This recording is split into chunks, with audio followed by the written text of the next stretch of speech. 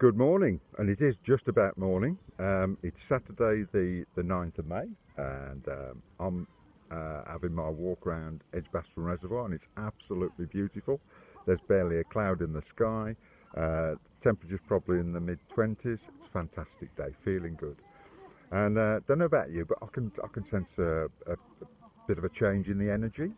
I'm feeling an air of positivity that I haven't felt for a few days now. And I guess I'm also feeling positive as a result of listening to Charlie's video this morning. Two key points in there for me.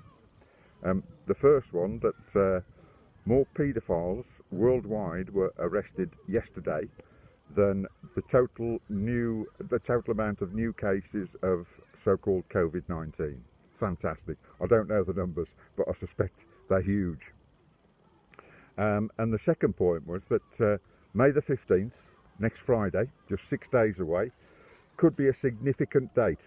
Don't know any more details than that yet, but if it could be a significant date, and who can say it could be a significant date in the history of the world.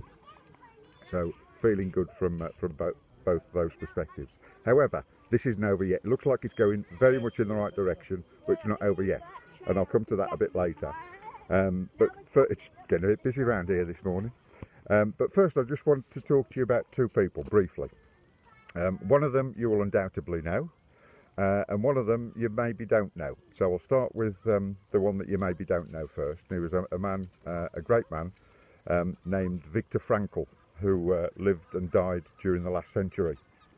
And I first became aware of Viktor Frankl when I read his amazing book, Man's Search for Meaning, years ago.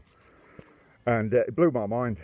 Viktor Frankl was a Holocaust survivor. He was incarcerated, imprisoned in Auschwitz, and all of his family were also imprisoned as well, but not in Auschwitz. He was, I believe, he was the only one. And in the most inhumane, horrendous, unimaginable conditions, obviously, that you could ever imagine. But Frankl found his freedom and he found his power while he was in there, and he came to realise that even though he was living in these appalling conditions and being fed meagre rations and being told what to do constantly, there was one freedom that his guard couldn't take away from him, and that was his freedom to think. And in that realisation he came to know that he actually had more freedom than the guards who were looking after him, or not looking after him, as the case may be. And he also developed a purpose, a twofold purpose. His first purpose was to be reunited with his family, who unfortunately he found that every one of them had died by the time he was released. But he also wanted to use his experience that he found within himself to help humanity.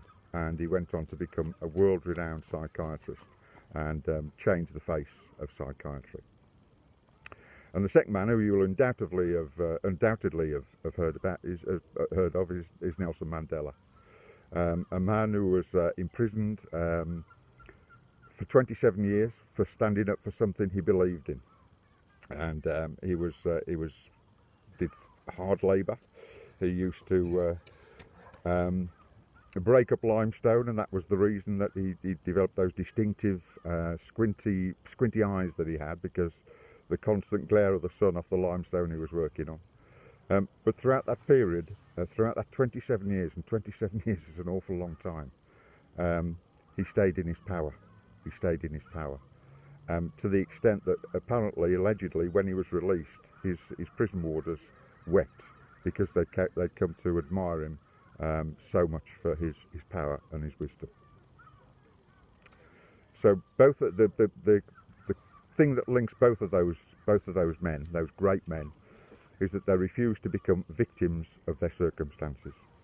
They realised the power, they realised the freedom that they both had, and they transcended, they rose above their circumstances. And I said a bit earlier on in the video that it looks like things are going the right way at the moment, and but it's not over yet.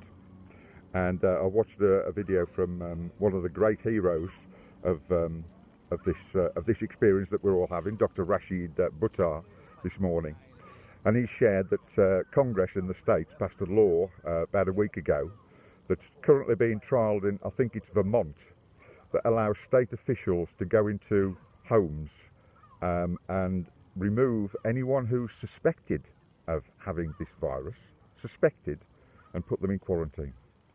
Now come on guys, this is Nazi Germany. This is, I have no doubt this is World War III. It's not being fought like a conventional war, but it's World War III. And let me tell you, if we lose this one, and I don't think we will, but if we do, we'll lose far more in the way of freedoms, and so will our children and our children's children for generations to come. We'll lose far more in the way of freedoms than we ever would have done in 1945. This is really serious. And I think we've all got two choices here now. We can lay down and play dead, or we can stand up and be counted.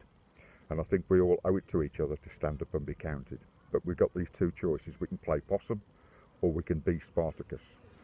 Let me just leave you with one final question.